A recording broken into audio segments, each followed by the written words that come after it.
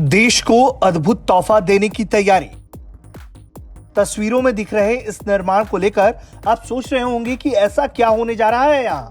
तो ठीक से सुन लीजिए, यहां तैयार होने जा रहा है भारत का पहला एलिवेटेड क्रॉस टैक्सीवे, जो दिल्ली एयरपोर्ट पर बनाया जा रहा है। इसका 60% काम पूरा हो चुका है और बाकी का भी बहुत जल्द पूरा हो जाएगा। दिल्ली एयरपोर्ट पर टेकिंग ऑफ और लैंडिंग के वक्त आपको काफी इंतजार करना पड़ता था, लेकिन अब ये जो इंतजार है वो खत्म होने वाला है, क्योंकि देश का पहला डुअल एलिवेटेड टैक्सी हाईवे जो है वो बनकर तैयार हो रहा है। और इस वक्त हम उसी डुअल एलिवेटेड टैक्सी हाईवे पर मौजूद हैं, जो दिसंबर 2022 तक बनके तैयार हो जाएगा। पहले एयरक्राफ्ट को 9 किलोमीटर की दूरी तय करनी पड़ती थी, लेकिन अब इस हाईवे के कारण जो है ये दूरी घटकर 2.1 किलोमीटर हो जाएगी। और इसकी खास बात ये होगी कि साल में 55,000 टन का जो CO2 एमिशन होता है वो भी बचेगा। एलिवेटेड क्रॉस टैक्सीवे यानी ECT, इसके शुरू होने के बाद रनवे और टैक्सीवे के बीच दूरी बेहद कम हो जाएगी। अब जरा इस गणित को अच्छे से समझ लीजिए।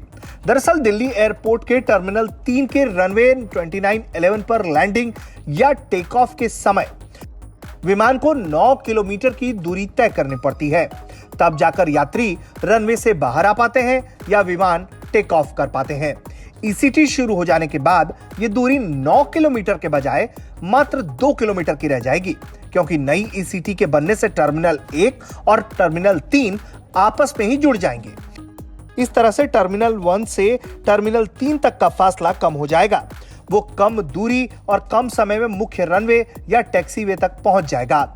समय कम लगेगा तो हवाई जहाज का ईंधन भी कम खर्च होगा।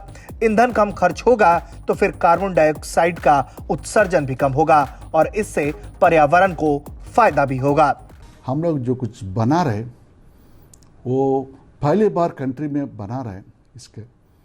इसके हिसाब से वो ऑपरेशन होने के बाद पूरा 1 साल में